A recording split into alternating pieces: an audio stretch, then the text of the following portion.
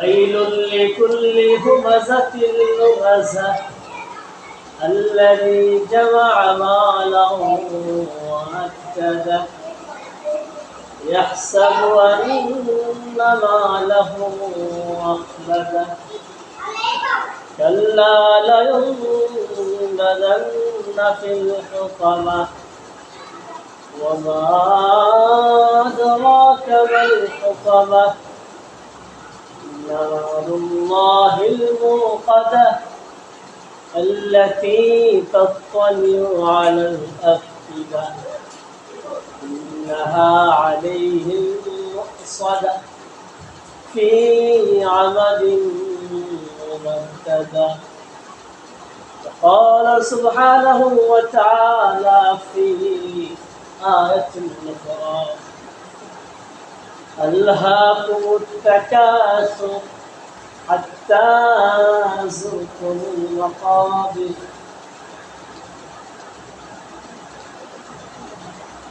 আল্লাহ পাক রব্বুল ইজ্জতের অসংখ্য অগণিত শুকরিয়া যে আল্লাহ পাক রব্বুল আলামিন অত্যন্ত দয়া করে মায়া করে আমাদের হায়াতকে দীর্ঘায়িত করে সুস্থ সবল রেখে ঈমানের সাথে মসজিদে আসার তৌফিক দান করেছেন। কিছু দিনই বিষয় আলোচনা করার তৌফিক দান করেছেন। রব্বুল আলামিনের অনেক বড় দয়া, এজন্য রব্বুল আলামিনের শুকরিয়া আদায় করি আলহামদুলিল্লাহ। মুহতারাম হাজিরিন, আজকে আমরা আলোচনা করব আখিরাতের একটি জিন্দেগি নিয়ে। সেটা হলো জাহান্নামে কারা যাবে, যারা জাহান্নামে যাবেন তাদের নিয়ে আলোচনা। কেমন শ্রেণীর মানুষ, কেমন চরিত্রের মানুষ তারা জান্নাতে যেতে পারবে না, জাহান্নামে যাবে। এই আলোচনার আগে আমি আপনাদেরকে একটা বিষয় স্পষ্ট করি। সেটা হলো আখিরাতে পৃথিবীর মানুষ তিনটা ভাগে বিভক্ত হবে। ভাগটা হলো এমন, কিছু মানুষ কখনোই জান্নাতে যেতে পারবে না, চিরকাল জাহান্নামে থাকবে। ওই জমানত আর শেষ হবে না, সেই কালটা আর শেষ হবে না। আমরা জানি দুনিয়ার জিন্দেগি একটা সময় গিয়ে শেষ হয়ে যায়, এর শেষ মুহূর্ত আছে, কিন্তু আখিরাতে শুরু আছে, শেষ নাই। ওই জিন্দেগিতে যারা চিরকাল জাহান্নামের আগুনে জ্বলতে থাকবে তারা কারা? আল্লাহ বলেন, ফামান ইয়াকফুর বিল ঈমান, যে ব্যক্তি ঈমানকে প্রত্যাখ্যান করলো, ঈমান গ্রহণ করলো না, যাকে আল্লাহ তাআলা হেদায়েতুল ইসলাম, ইসলামের হেদায়েত গ্রহণের তৌফিক দেন নাই, যারা দুনিয়ার জিন্দেগি ঈমানহীন বেঈমানের সাথে জীবন যাপন করছে, এরা আখিরাতে চিরকাল জাহান্নামে। মানে যারা ইসলাম গ্রহণ করেন নাই, ঈমানের দৌলত যারা লাভ করে নাই, তারা আখিরাতে চিরকাল জাহান্নামে। এই শ্রেণীর ভিতরে আরেকটা দল আছে যাদেরকে মুনাফিক বলে, যারা তো নিজেদেরকে সমাজের কাছে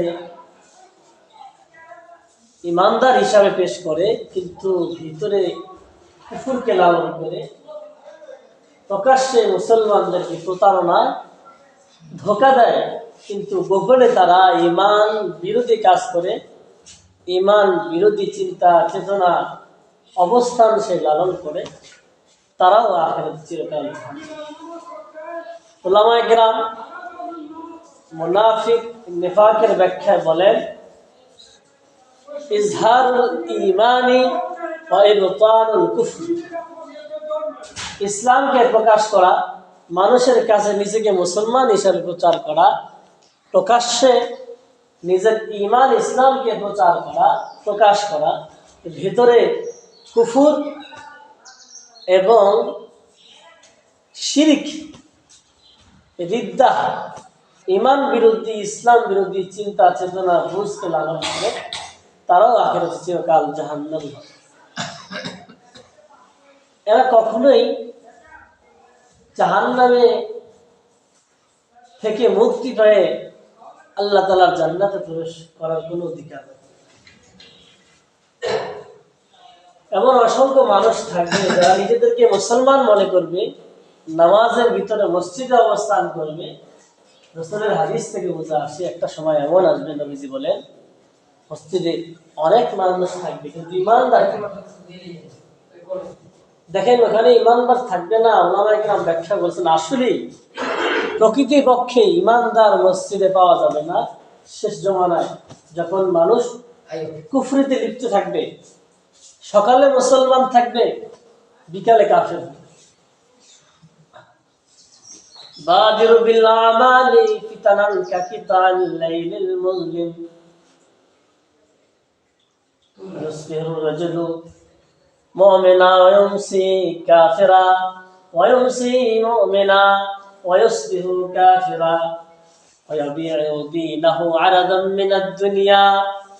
রাসূল সাল্লাল্লাহু আলাইহি ওয়াসাল্লাম বলেন যে একটা সময় এমন হবে যে সময় মানুষের উপরে ফিতনা, মানুষ ফিতনাগ্রস্ত হবে, মানুষকে কুফর, শিরক, দিন ভরিতে পরিবেশ তাদেরকে আচ্ছন্ন করে ফেলবে।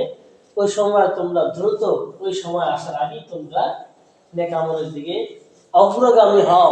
কারণ ফিতনাগ্রস্ত হইলে তোমরা দিন চর্চা করা, নেক আমল করার সুযোগটা তোমরা ফিতনার সময় ওইভাবে পাবা না। এই জন্য বলছে বাদিরু বিল আমালি, তোমরা নেক কাজে অগ্রগামী হও। দিন যত যাচ্ছে ফিতনা তত আমাদেরকে ঘাস করছে, সময় যত যাচ্ছে আমরা বিভিন্ন ধরনের দিন বিরোধী পরিবেশ পরিস্থিতি দ্বারা আক্রান্ত হচ্ছি। এই সকল পরিস্থিতিতে আসার আগে আমরা যেন নেক কাজ করি, এটা রাসূলের কথা। এবং রাসূল বলছেন একটা সময় এমন হবে মানুষ সকালে ইমানদার থাকবে, বিকালে কাফের হবে। বিকালে ইমানদার থাকবে, সকালে কাফের হয়ে যাবে। মানুষের দিনের ইমানের অবস্থা এমন। এখানে খেয়াল করেন আপনারা, এখানে কাফের হওয়া, ইমানদার হওয়া গুনার অর্থে নয়। প্রকৃতপক্ষে এমন ইমান বিরোধী কাজ করা যেটা মানুষকে ইসলাম থেকে বের করে দেয়, এমন কুফরি কাজ করা, শিরকি কাজ করা, ইমান ভেঙে যায় এমন কোনো কাজ করা যার কারণে সে আখিরাতে চিরকাল জাহান্নামী হতে হবে। আমার কথা বুঝছেন? রাসূল বলছে যে মানুষ সকাল সন্ধ্যা এত অল্প টাইমের ভিতরে মানুষ তার ইমানকে হারিয়ে ফেলে। সে তার ধর্মকে, দিনকে বিক্রি করে দিবে দুনিয়ার সামান্য পাথেয়, দুনিয়ার সামান্য পণ্য সামগ্রীর কাছে, সম্পদের কাছে, বাড়িঘরের কাছে ব্যক্তি তার দিনকে বিক্রি করে ফেলে। এমন নির্দিষ্ট করে হাদিসের ভিতরে আছে, এমন মসজিদ থাকবে, মসজিদে ভরপুর মুসল্লি থাকবে কিন্তু সেখানে কোনো ইমানদার থাকবে না। এটা ভয়ঙ্কর সতর্কবার্তা। আমরা নিজেদেরকে মুসলমান করি মনে করি, কিন্তু অসংখ্য ইমান বিরোধী কাজ আমাদের ভিতরে আছে। এটা জানা আমাদের জন্য অনেক জরুরি ব্যাপার। কারণ ইমান আনাটা যেমন জরুরি, ইমান যেন আমার জীবন থেকে নষ্ট না হয়ে যায়, জীবনের শেষ মুহূর্ত পর্যন্ত ইমানকে টিকে রাখা এটা জরুরি। এই জন্য সূরাতুল ফাতিহার ভিতরে দোয়া শিখাইছে আল্লাহ তাআলা, ইহদিনাস সিরাতাল মুস্তাকিম। আল্লাহ বান্দার ভাষায় হিদায়াতের দোয়া শিখিয়েছেন, ইহদিনাস সিরাতাল মুস্তাকিম।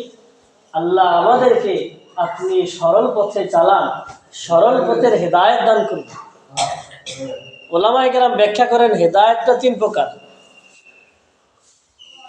একটা হলো হিদায়াতুত তৌফিক, আরেকটা হলো হিদায়াতুল ইরশাদ, আরেকটা হলো হিদায়াতুত তাসবিত।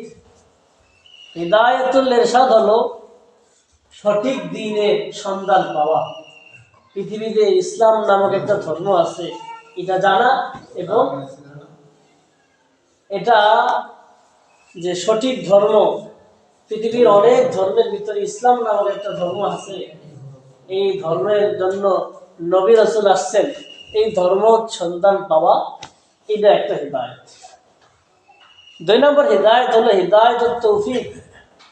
দ্বীনুল ইসলামের দাওয়াত পাওয়ার পরে, ইসলাম ধর্মের দাওয়াত পাওয়ার পরে ইসলাম গ্রহণ করা, তৌফিক প্রাপ্ত হওয়া, এটাও হিদায়াত।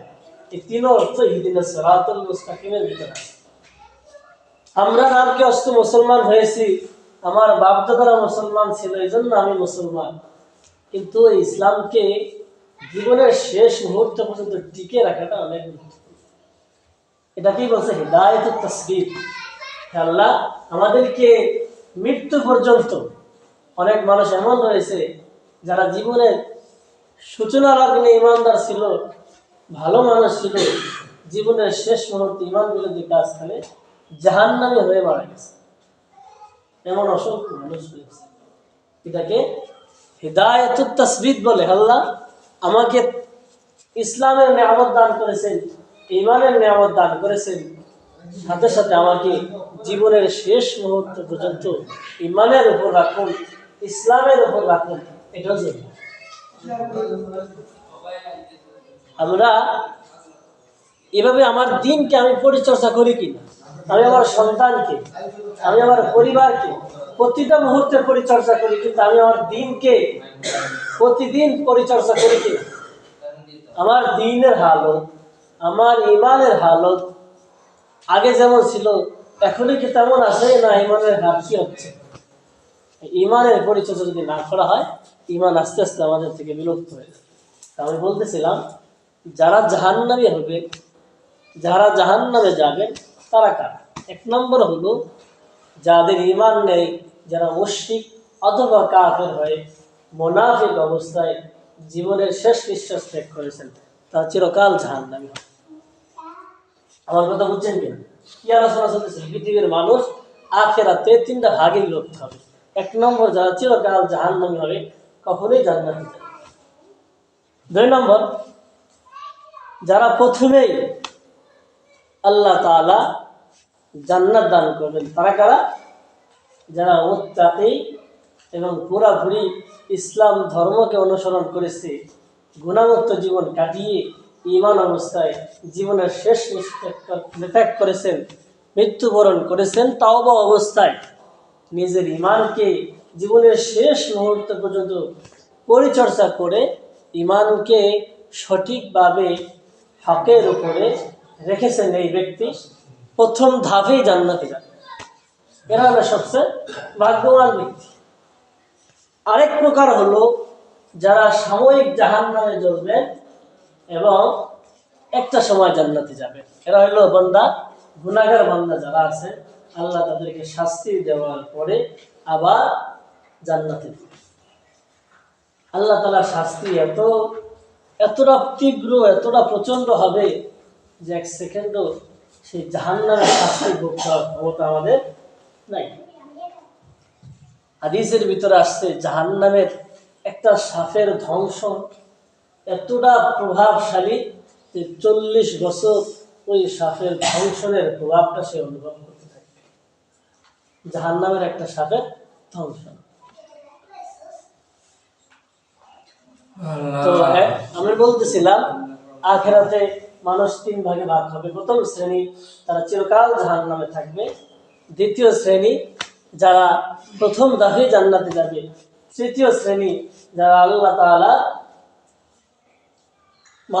তাআলার বিধিবিধানকে যথাযথ মানে নেই, গুনাহ করছে, শয়তানের ধোঁকায় পড়ে, নফসের ধোঁকায় পড়ে, তারা কিছুকাল জাহান্নামে ভোগ করবে না। আমরা কি সবাই কিছুকাল থাকতে পারবো জাহান্নামে? না। 1 সেকেন্ড জাহান্নামের আগুন কি ভোগ করার ক্ষমতা আমাদের নাই। 2 নম্বর যারা জাহান্নামে যাবে, যারা আল্লাহ তাআলার বিধানকে অপছন্দ করে, মুসলমান কিন্তু এমন শিক্ষা ব্যবস্থায় পড়াশোনা করে যেখানে নারী পুরুষের অবাধ অবস্থান রয়েছে। আমরা সবাই জানি নারী পুরুষ একসাথে থাকা শরীয়তে যায়। যেখানে গেলে আমাদের শরীয়তের বিধান লঙ্ঘন হওয়াটা অনিবার্য, হবেই হবে, এমন পরিবেশে অবস্থান করা যায়। তো আমি মুসলমান, আমি একটা বিধান জানি যে সহশিক্ষা বৈধ নয়। যেই পরিবেশ আমার দিনকে আক্রান্ত করে, আমার ইসলামকে আক্রান্ত করে, সেই পরিবেশের ব্যাপারে কেউ যদি ফতোয়া দেয় যেটা জায়েজ নাই, আপনার ভিতরে যদি মনোভাব তৈরি হয় বিদ্বেষের, অপছন্দের, তখন আপনি ওই কাতারে চলে যাবেন, আপনি শরীয়তের বিধানকে লঙ্ঘন করতেছেন। উলামা একরাম বলেন শরীয়তের কোনো বিধানকে অপছন্দ করা এটা কুফর আকবার, যে কুফরি করলে চিরকাল জাহান্নামের কাতারে থাকতে হবে। এটা তো হইল দুটা গুরুত্বপূর্ণ কথা। শরীয়তের বিধানকে অপছন্দ করা আবার শরীয়তের বিধানকে লঙ্ঘন করা দুটো এক জিনিস না। আমি নামাজ পড়লাম না, এই কারণে সে চিরস্থায়ী জাহান্নামী হবে না, কিন্তু একজনের সে নামাজকে অপছন্দ করবে এই কারণে সে চিরকাল জাহান্নামী হবে।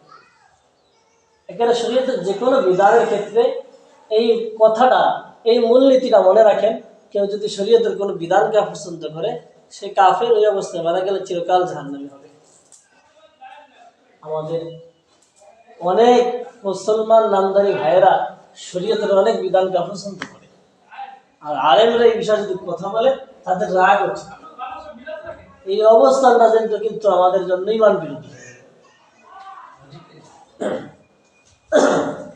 আরেকটা বিষয় হলো, এটার সাথে আরেকটা সম্পর্ক হলো, কেউ যদি শরীয়তের বিধানকে অপছন্দ করে তাহলে তার যে নেকামল রয়েছে সব ধ্বংস হয়ে তার নেকামল গুলো বাদ হয়ে যাবে।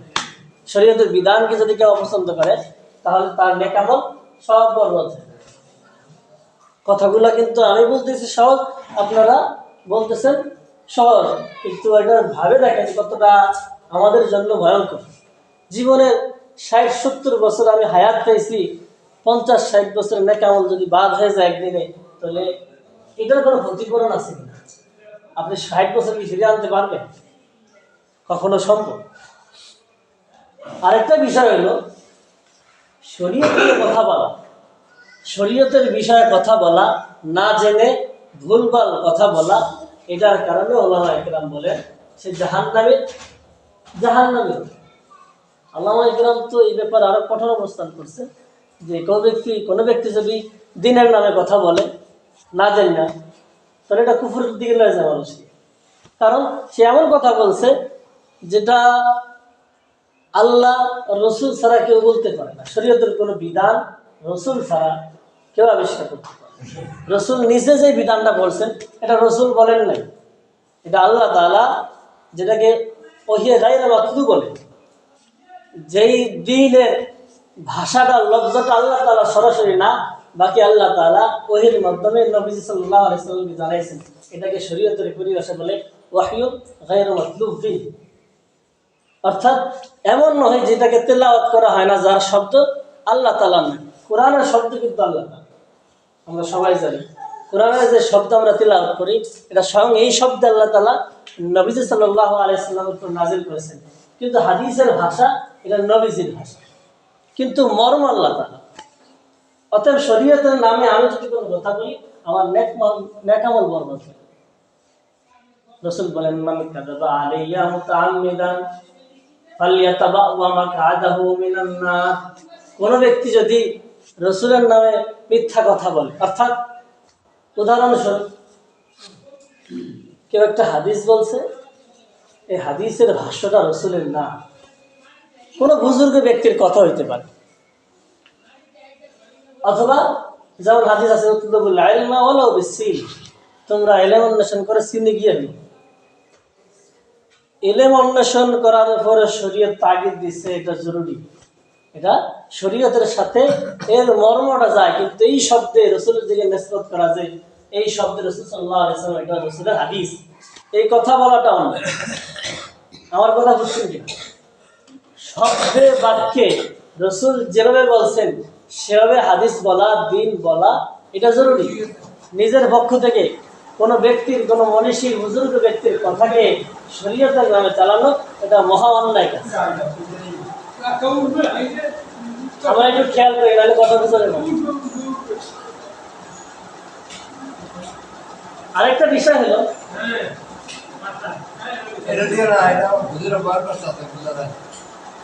আরেকটা বিষয় খেয়াল করতে হবে। কথাগুলো আমি বলে যেতেছি, মূল মূল পয়েন্টগুলো, এগুলো দাঁড়িয়ে লিখে আলোচনা করতে গেলে অনেক সময় লাগে। শুধুমাত্র হাদিসের মর্ম কথাটা আমি বলতেছি। আরেকটা বিষয়, জাহান্নামে যাওয়ার জন্য, এটা তাকে জাহান্নামে নিয়ে যাবে এমন আরেকটা আমল হলো ন্যায়পরায়ণ ব্যক্তিকে হত্যা করা। একজন হকের পথে আছে, সঠিকের পথে আছে, আপনি অন্যায়ভাবে জুলমান, অন্যায়ভাবে অনাধিকার চর্চা করে আপনি একটি মানুষকে, হকের পথে আছে, আপনি তাকে হত্যা করছেন, তাহলে এই হত্যা করার কারণে রাসূল বলেন তার নেক আমল নষ্ট হয়ে যায়। একটা হলো গুনাহ হওয়া, এটা হলো নেক আমল নষ্ট হওয়ার জন্য দুই জিনিস।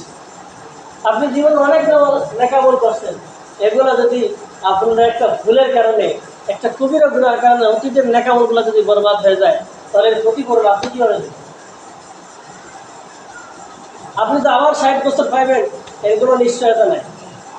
অতএব একজন হকপন্থী আলেমকে, একজন হকনিষ্ঠ ব্যক্তিকে, সত্যপরায়ণ, ন্যায়পরায়ণ ব্যক্তিকে অন্যায়ভাবে হত্যা করা, এটাও নেক আমল নষ্ট হওয়ার জন্য কারণ হবে।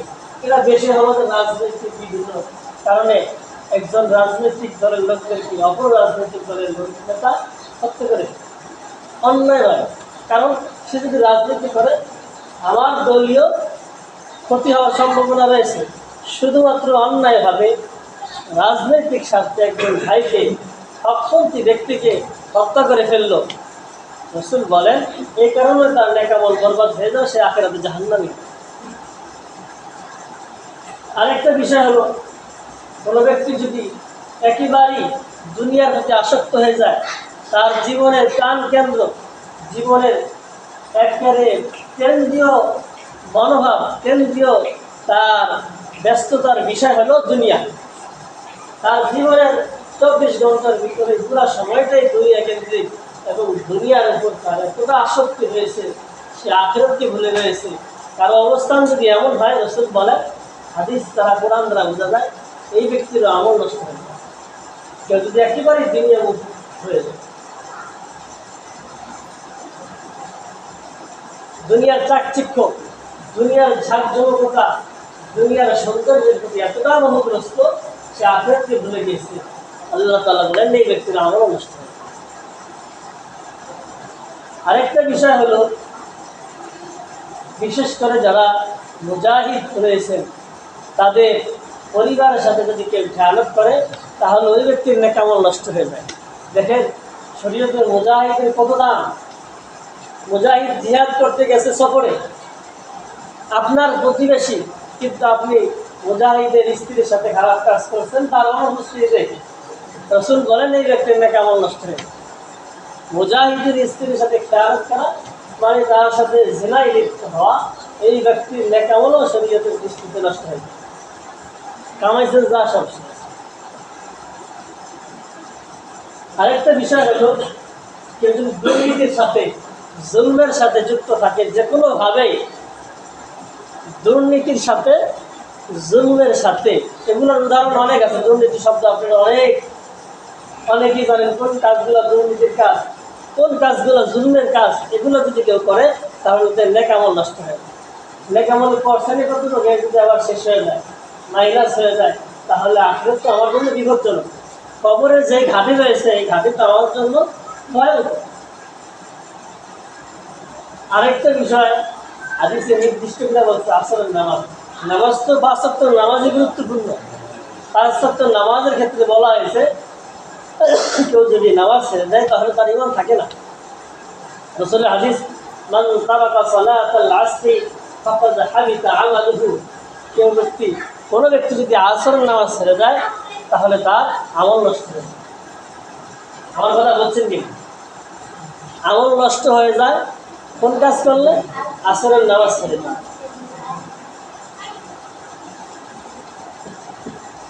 আরেকটা বিষয় হলো, কেউ যদি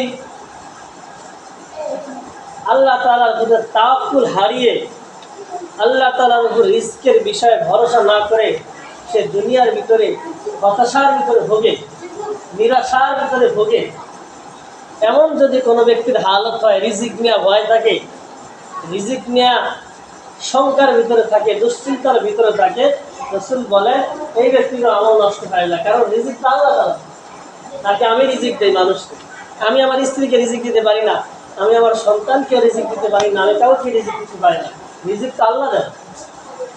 আপনাদের যে রিজিক খান, এই রিজিক একটা বানায় দেখান, একটা ব্রাত বানাইতে হবে। যদি আপনাকে 1 বছর টাইম দেওয়া হয়, রিজিক নিয়ে আশঙ্কায় থাকা, রিজিক নিয়ে দুশ্চিন্তাগ্রস্ত থাকা, এগুলোও ইমান বিরোধী আছে। আমাদের ভিতরে, আমাদের মুসলমানদের ভিতরে একটা প্রবণতা রয়েছে, তারা গণকের কাছে যায়, জ্যোতিষীদের কাছে যায়, গায়েবের বিষয় জানার চেষ্টা করে, অনেক ধরনের জাদু কর্মের সাথে গ্রস্ত থাকে। যেমন আমাদের মা বোনদের ভিতরে এই প্রচলনটা বেশি যে তারা বিভিন্ন খনকারের দ্বারে যায়, কুফরি কালামের মাধ্যমে খনকারি করে, বুঝেননি? কুফরি কালামের মাধ্যমে খনকারি করে, তাবিজ দেয়। উলামায়ে কেরামের ভিতরে অসংখ্য উলামায়ে কেরাম বলছেন, কেউ যদি জাদুকে চর্চা করে এবং জাদুর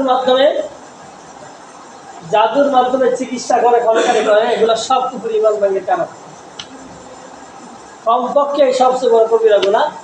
যদি ইসলামী রাষ্ট্র থাকে তাহলে তার গর্দান উঠিয়ে দিত। বোঝেন বড় কত বড় কথা। কেউ যদি জাদু শিখে এবং জাদুকে চর্চা করে, সবগুলোই কুফরি কাজ। এবং উলামায়ে কেরাম বলেন, কেউ জাদুর মাধ্যমে যদি চিকিৎসা করে, জাদু চর্চা করে, তাহলে ইসলামের রাষ্ট্রের বিধান হলো তার গর্দান উড়িয়ে দেওয়া। দেখেন কতটা ভয়ঙ্কর পরিস্থিতি। ইসলামের রাষ্ট্রও নেই, এই ভয়ও নেই। আমার দরকার টাকা, আর যিনি আসছেন, যিনি ভুক্তভোগী, উনি আসছেন যে আমার সমস্যার সমাধান চাই, সেটা ইমান দ্বারাও কুফরি দ্বারা আমার কোনো দেখার বিষয়। এই যে আমাদের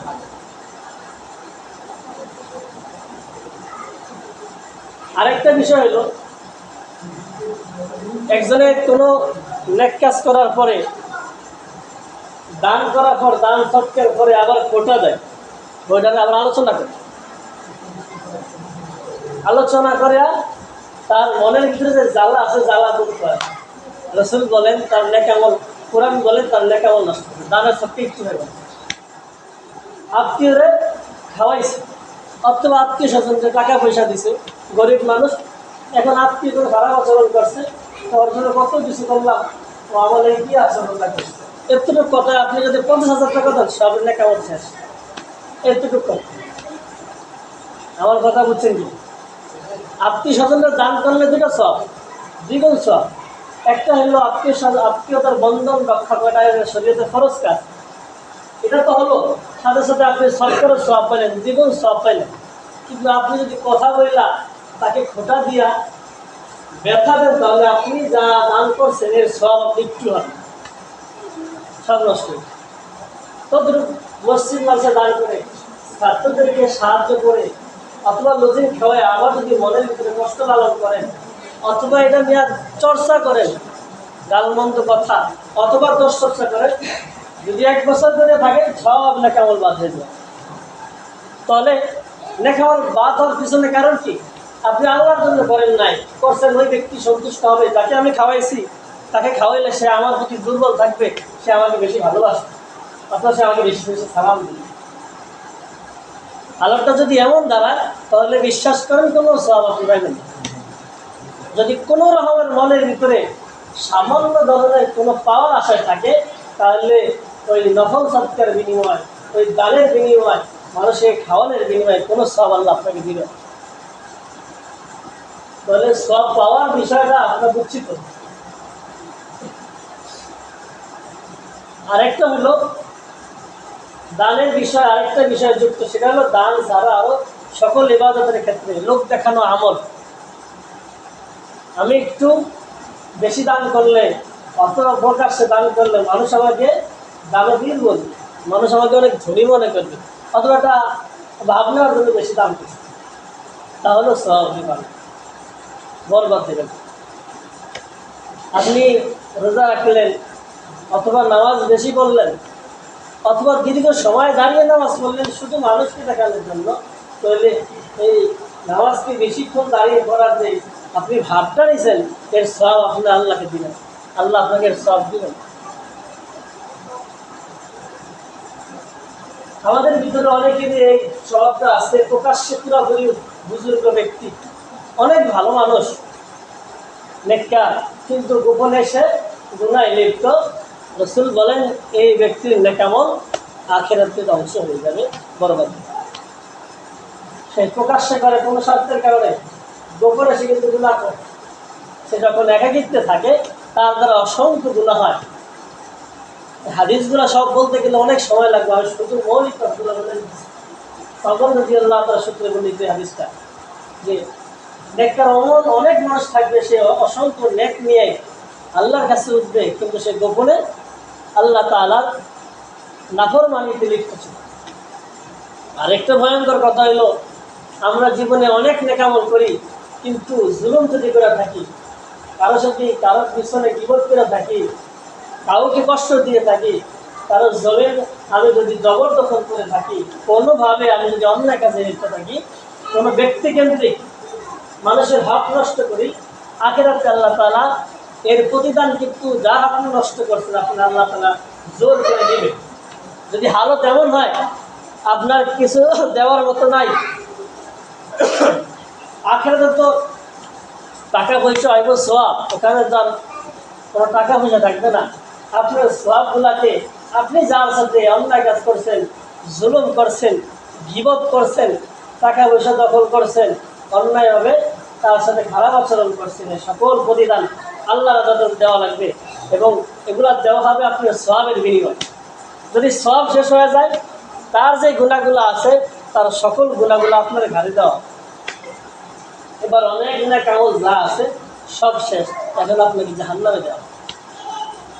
বহুত তাহাজ্জুদ গুজার, বহুত নেককার লোক আখিরাতে এমন ভয়াবহ পরিণতির শিকার হয়, যারা মানুষের সঙ্গে জুলুম করছে, মানুষের সম্পদ আত্মসাৎ করছে, মানুষের মাল চুরি করছে, এর ক্ষতিপূরণ, এর প্রতিদান দেওয়ার পরে আপনার কাছে আর কিছু থাকবে না, পরে আপনি জাহান্নামে।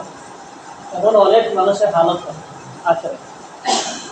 আমাদের ভিতরে একটা ভালো রোগ আছে, হিংসা বিদ্বেষ করা। হিংসা বিদ্বেষ করলে এটা গুনাহ হয়, সাথে সাথে তার নেক আমল নষ্ট হয়ে যায়। হিংসা বিদ্বেষ, হিংসাটা আসে মূলত কোন জায়গা থেকে? হিংসা আমরা যদি একটু গভীরভাবে দেখি, হিংসা মানুষ করে তাকদীরকে বোঝার না করার কারণে।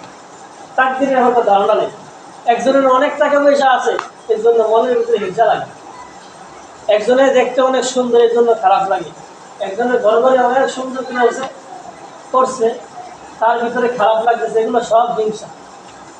একজনের আল্লাহ সম্পদ দিচ্ছে, এটা আল্লাহ তাআলার কাজ, আপনি খারাপ লাগে কেন? তাহলে আল্লাহ তাআলার যেই সৃষ্টি রয়েছে, আল্লাহ তাআলা যে বন্টন রয়েছে, আল্লাহ তাআলার বন্টনের উপর আপনারা আপত্তি রয়েছে। আপনি আপত্তি করেন কি আল্লাহ তাআলার তাকদীরের ভিতরে, আল্লাহ তাআলার বন্টনের ভিতরে, রিজকের ভিতরে আপনি হাত দেওয়ার? যদি হালত এমন হয় তাহলে বুঝালেন এখানে আল্লাহ তাআলার বিরোধিতা আপনি করতেছেন। আল্লাহ তাআলা যে সুষম বন্টন করেছেন, আল্লাহ তাআলা যে মানুষের ভাগ্য লিখেছেন, এই ভাগ্যের উপরে আপনার আপত্তি, তাহলে আরো ভয়ঙ্কর। এই হিংসাটা দূর হয়ে যাবে যদি আমরা বুঝতে চেষ্টা করি। মানুষ ধনী হয় আল্লাহর তাকদীরের লেখা, মানুষ গরিব হয় এটা আল্লাহ তাআলার তাকদীরের লেখা, মানুষ অনেক সম্মানী হয় এটা আল্লাহ তাআলার তাকদীরে লিখে রাখছেন। আপনি যদি এটা নিয়ে খারাপ মনোভাব লালন করেন তাহলে আপনি আল্লাহ তাআলার বন্টনে নারাজ, আপনি খুশি না। আল্লাহ তাআলা আমাদেরকে এই ধরনের গুনাহ থেকে বাঁচার তৌফিক দান করেন, আমিন। ওয়া আখিরু দাওয়ানা আলহামদুলিল্লাহি রাব্বিল আলামিন। আমরা যারা সুন্নাত পড়ি না তাদেরকে সুন্নাত পড়ি।